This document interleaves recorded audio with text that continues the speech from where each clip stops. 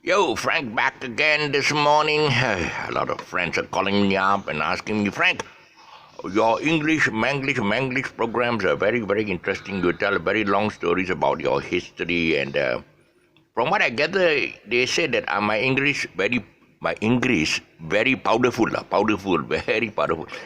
Actually, the point of the matter is that I did study English up to whatever PhD level or whatever you call it, permanent head damage, whatever. Or I even did go to Cambridge in London, but they asked me, "Hey, teach lah English here. Our Malaysian English standard very bad.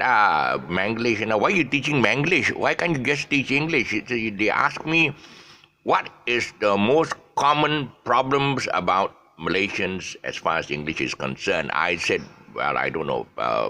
Pronunciation, they seem to be okay. I mean, the Malaysian English is, well, it is. We are one of the best few English-speaking countries in the world. I gather we are even better than Japan as far as English is concerned.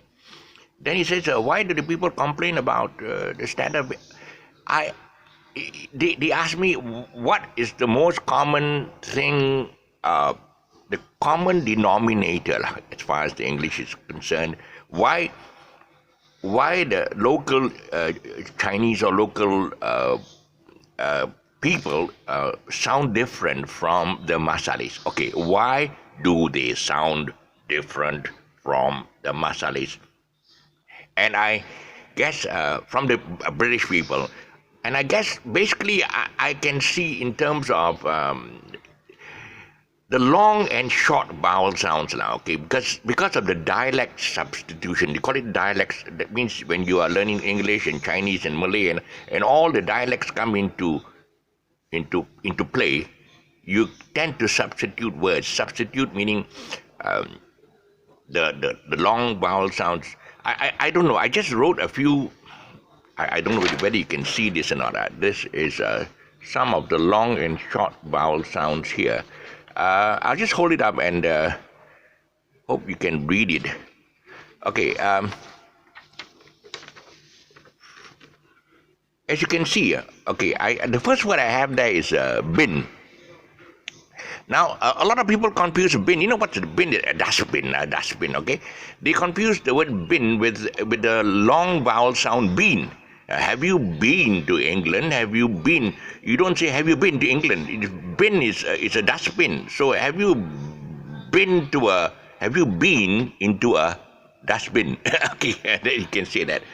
The other one is, the other word is bun, okay? You go to the shop and you buy a bun, or roti bun or whatever we call it. They tend to mistake it for the word barn. Barn is where they keep the animals, right?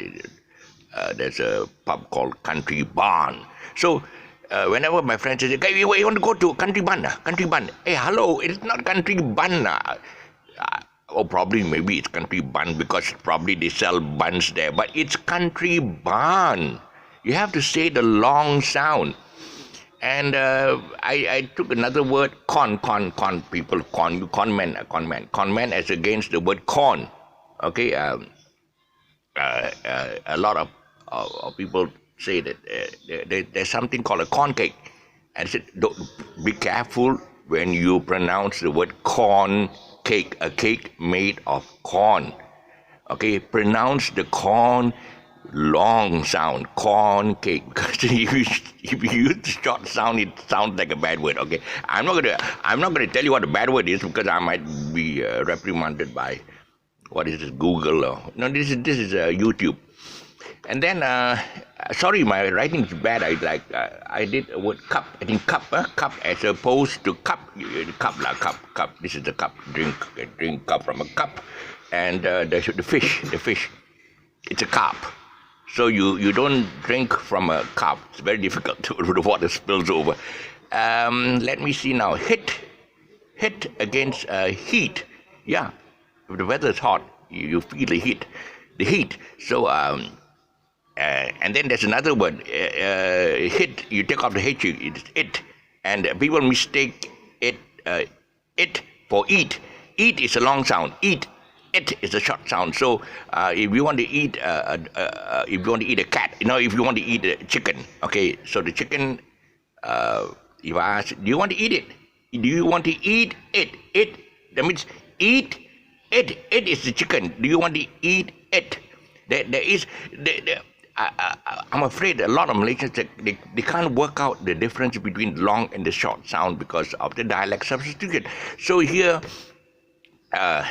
The next word is a very funny word. Every time when a guy tells a girl, "I love you with all my heart," the girl thinks you're going to give me your heart. But you have to have a house first before you want to love me with all your heart. So again, the word heart. It's not "I love you with all my heart."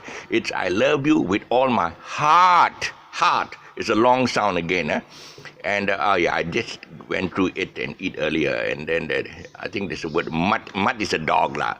And of course, when you go to there's a new supermarket open downstairs.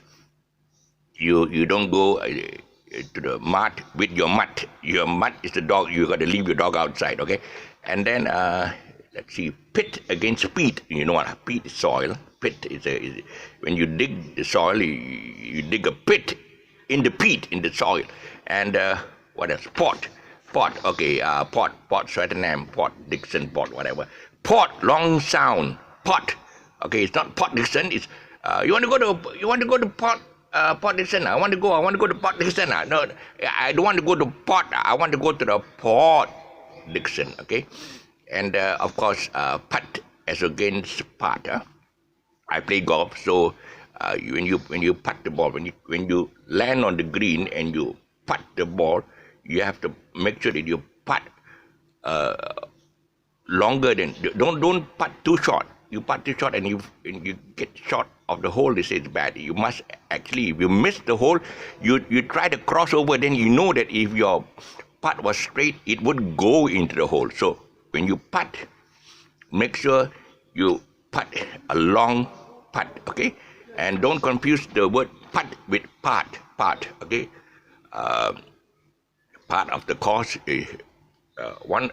The course consists of many parts. You have the driving range, you have the tee off, you have the fairway, and you have the putting green. So the putting green, or the where you putt your ball, is part of the golf course. You can work out the difference between the pronunciation of putt and putt.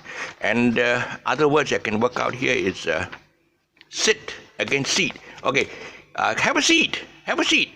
And then please sit down. Okay, so there's a difference between sit and seat, and also tit and teat. Oh boy, teat. I don't think I want to go into this. Well, tit, you know now what is a tit? A lady's part of the lady's breast, and the teat is at the end of a condom. There's a long section. It's called a teat, and I'm on dangerous territory here. Be careful. Tot, T-O-T, tot is a tiny tot, baby tiny tot. And then when you want a baby to learn something, you teach. So did you teach the baby? Yes, I taught. No, wait. Taught. T-A-U-G-H-T. That's right. Taught. Tot is a short sound. Taught is a long sound. And then you got your walk. Walk is a frying pan. Chinese says jiangxi. You walk, and then you take a walk. Walk is a long sound. Walk is a short sound. So if you want, you can take your walk, which is your frying pan, jiangxi, and go for a walk. So I'm going to take my walk for a walk. So I'm trying to exaggerate the sound a bit. It's not actually walk. It's like walk. It's like pit, like sit, seat. So it's I tend to exaggerate it a bit. But the thing is that what happens is that the locals, they some of them don't even know the difference between the long and the vowel, and the long and the short vowel sounds. So this is one of the main things. There are so many aspects of the language that you have to learn. I have a problem pronunciating the word ever since that's happened. Bell's palsy, it's half of my face.